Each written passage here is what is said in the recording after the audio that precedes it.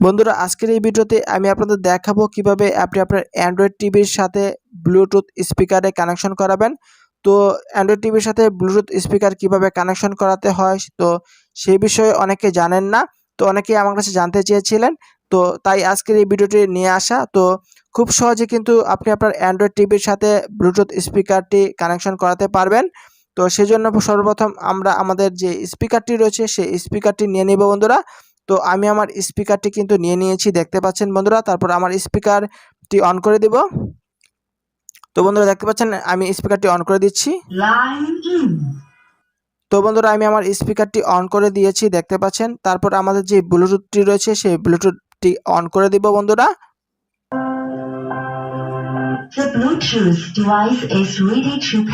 বন্ধুরা দেখতে পাচ্ছেন আমি কিন্তু আমার বক্স রয়েছে সেই বক্সের ব্লুটুথটি অন করে দিয়েছি।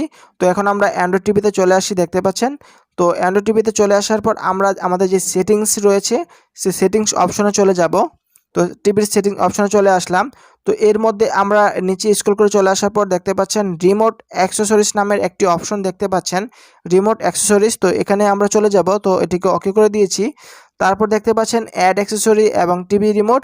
তো আমার টিভি রিমোটটি কানেক্ট রয়েছে। তো অ্যাড অ্যাক্সেসরিতে আমরা ক্লিক করে দিব, পরবর্তীতে অপশনে চলে যাব।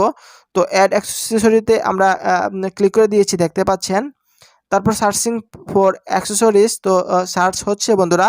তো আপনার যে আমার যে মাইক্রো ল্যাপটপ রয়েছে সেটি কিন্তু চলে আসবে, দেখতে পাচ্ছেন চলে আসছে। তো এটিকে আমরা সিলেক্ট করে দিব। তো আমার যে রিমোটের ওকে বাটন রয়েছে সেই ওকে বাটনে ক্লিক করে দিব। তো দেখতে পাচ্ছেন চলে আসছে। তো পেয়ারিং হচ্ছে, তো ওকে বাটনে ক্লিক করার পর পেয়ারিং হচ্ছে, তো পেয়ারিং হবে, দেখতে পাচ্ছেন বন্ধুরা। তারপর আবার পেয়ারে চলে আসছে, তো অনুমতি চাচ্ছে। তো আমি পেয়ারে ক্লিক করে দিব, ওকে বাটনে ক্লিক করে দিব। দেখতে পাচ্ছেন আমি পেয়ারে ক্লিক করে দেওয়ার সাথে কিন্তু কানেক্ট হয়ে গিয়েছে। তো বন্ধুরা আমার কানেকশনটি কিন্তু সাকসেসফুল হয়ে গিয়েছে। তো এখন আরেকটি সেটিংস রয়েছে, যে সেটিংসটি না করলে কিন্তু আপনার যে টিভির মিউজিকটি রয়েছে সেটি কিন্তু আপনার বক্সে আসবে না। সেই জন্য বন্ধুরা আমরা আবার ব্যাকে চলে আসব। তো আমি কিন্তু এখান থেকে ব্যাকে চলে যাব বন্ধুরা।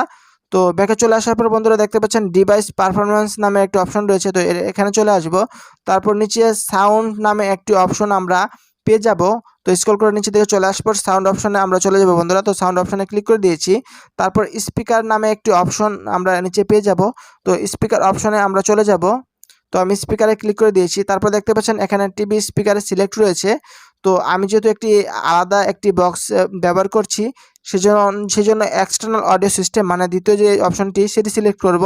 মানে এক্সটার্নাল আমি একটি বক্স স্পিকার ব্যবহার করছি, সেজন্য আমি এক্সটার্নাল অডিও সিস্টেম দ্বিতীয় অপশনটি সিলেক্ট করে দিলেই কিন্তু আমার সেটিংসের কাজ শেষ। তো আমি সিলেক্ট করে দিয়েছি বন্ধুরা, আমার কাজ কিন্তু শেষ। তো এখন থেকে আমি ইউটিউব দেখি, যাই দেখি না কেন, বা যে কোনো মুভি মিউজিক যাই দেখি না কেন, সব কিন্তু এই সাউন্ড কিন্তু মিউজিক কিন্তু আমার সেই মাইক্রো ল্যাবে চলবে বন্ধুরা।